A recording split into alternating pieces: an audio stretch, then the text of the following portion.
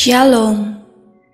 Selamat pagi sahabat Petra yang dikasihi Tuhan. Sudahkah Anda mengasihi orang lain hari ini? Mari kita bersama-sama membuka hari dengan sapaan Sabda Tuhan melalui embun pagi hari ini, Jumat 12 Agustus 2022. Bersama saya, Septianingsih dari GKJ Jatimulyo. Sebelum menghayati firman Tuhan, mari kita siapkan hati dalam doa. Bapa Sorgawi, pagi hari ini kami datang menghadap hadirat-Mu, mengucap syukur atas berkat kekuatan yang kami rasakan hingga hari ini. Terima kasih Bapa, atas waktu yang Engkau berikan untuk kami beristirahat di malam hari, dan pagi ini kami boleh bangun. Saat ini kami akan merenungkan sabda-Mu yang kudus. Kiranya tuntunan Roh Kudus-Mu memampukan kami untuk tidak hanya mendengar, tetapi juga dapat melakukannya. Dalam nama Tuhan Yesus Kristus, kami berdoa dan mengucap syukur. Amin. Sahabat Petra yang dikasihi Tuhan, tema renungan hari ini adalah penunggang kuda putih.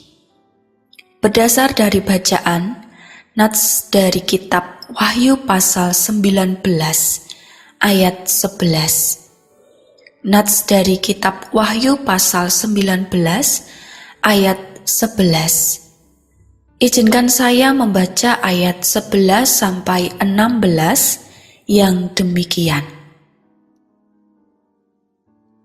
Lalu aku melihat surga terbuka. Sesungguhnya ada seekor kuda putih, dan ia yang menungganginya bernama Yang Setia dan Yang Benar. Ia menghakimi dan berperang dengan adil.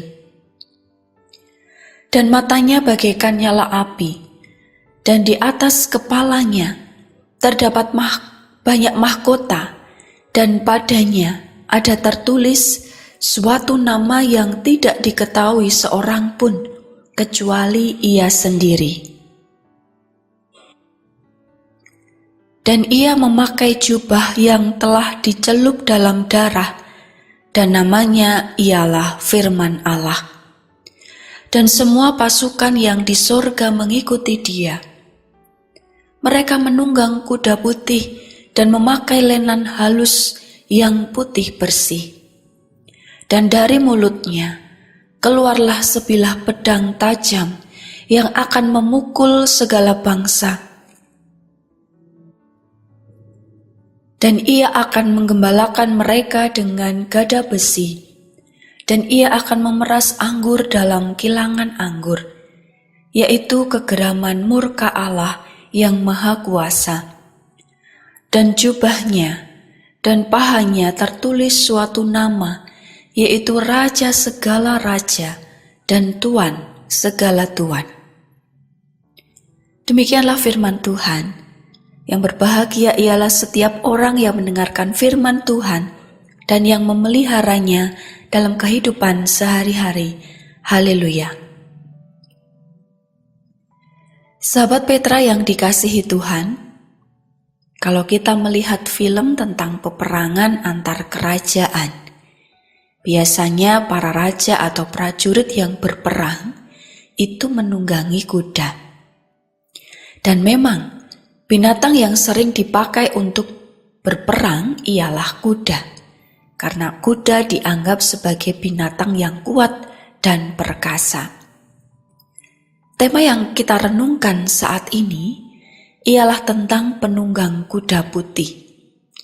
Namun dalam hal ini, sang penunggang kuda putih tidak berperang untuk merebut kekuasaan dengan menumpahkan darah musuhnya untuk membinasakan sehingga ia memenangkan peperangan tersebut. Kesaksian Yohanes dalam perikop ini terkait dengan kuasa, karya dan kemenangan Kristus. Yohanes melihat surga terbuka, dan di hadapannya terdapat penunggang kuda putih memakai banyak mahkota yang melambangkan pemerintahannya yang universal. Jubahnya dicelup dalam darah, yang menandakan bahwa ia membawa serta karya korban kematiannya. Penunggang kuda putih ini adalah Tuhan Yesus Kristus dalam kemuliaan surgawinya yang penuh. Menunggang kuda dengan membawa penghakiman dan pasukan surga mengikutinya. Penunggang kuda putih menurut kesaksian Yohanes dalam kitab Wahyu disebutnya yang setia dan yang benar. Penunggang itu ialah Kristus yang digambarkan sebagai pemimpin pasukan. Ia memakai jubah yang dicelup ke dalam darah, menggambarkan Kristus yang meraih kemenangan atas dosa dan maut dengan mencurahkan darahnya di kayu salib. Lenan halus adalah simbol kemurnian hati atau kekudusan. Dalam hal ini, Yohanes menyaksikan bagaimana Kristus telah berkuasa mengalahkan maut, memberi keselamatan bagi dunia. Ia juga yang kudus dan benar, dan akan tetap setia pada janji dan ketetapannya. Sang penunggang kuda putih itu juga yang berkuasa atas penghakiman.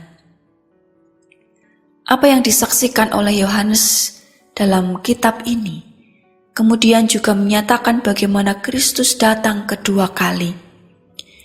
Ia adalah Sang Firman yang berkuasa dan menang terhadap musuhnya. Ia hadir menegakkan keadilan dan kebenaran, serta berkuasa untuk memberikan penghakiman. Sahabat Petra yang dikasihi Tuhan, melalui permenungan saat ini, kita semua diingatkan tentang karya kemenangan Kristus.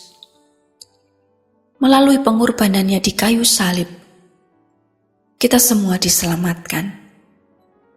Kita yang percaya diharapkan untuk tetap setia dan hidup dalam kekudusan hingga Kristus datang untuk yang kedua kalinya, bahkan sampai selama-lamanya. Sebagaimana Ia Sang Penunggang kuda putih yang namanya adalah yang setia dan benar. Mari kita mengingat juga akan ada hari penghakiman. Dengan kuasanya, Sang Penunggang kuda putih itulah yang berkuasa menghakimi menurut keadilannya. Kiranya kita semua dimampukan oleh penyertaan Tuhan untuk tetap setia hingga akhir dan hidup dalam kekudusan. Amin. Sahabat Petra, mari kita berdoa. Terima kasih Tuhan atas firman-Mu yang boleh kami hayati bersama-sama melalui embun pagi saat ini. Sungguh kami merasakan dan menghayati dalam sepanjang perjalanan kehidupan kami bahwa Engkaulah Allah yang berkuasa, Allah yang Maha Kasih, Allah Sang Pengampun, Allah Sang Penghibur, dan Allah yang Maha Tahu. Tolong kami ya Tuhan, supaya kami dimampukan untuk tetap bertekun dalam kesetiaan, untuk mengikut Kristus hingga akhir, dan hidup dalam kekudusan, sebagaimana yang Engkau kehendaki. Kristus yang adalah Sang Penunggang kuda putih, telah berperang dan mengalahkan kuasa maut, sehingga menang untuk keselamatan dunia. Ia telah mengorbankan tubuh dan darahnya di kayu salib. Ia juga yang berkuasa untuk menghakimi. Ia adalah Sang Firman yang menjadi manusia. Mampukan kami untuk menghayati. Terima kasih ya Tuhan. Jika sebentar kami akan memulai beraktivitas, kami mohon kekuatan dan penyertaan-Mu. Dalam nama Tuhan Yesus Kristus, kami berdoa dan mengucap syukur. Amin. Demikian sahabat Petra yang dikasihi Tuhan, embun pagi hari ini, Jumat 12 Agustus 2022.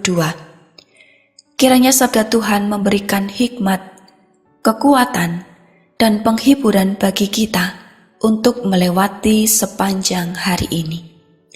Saya Septianingsih dari GKJ Jatimulyo, mohon diri dan mohon maaf bila ada kata yang kurang berkenan.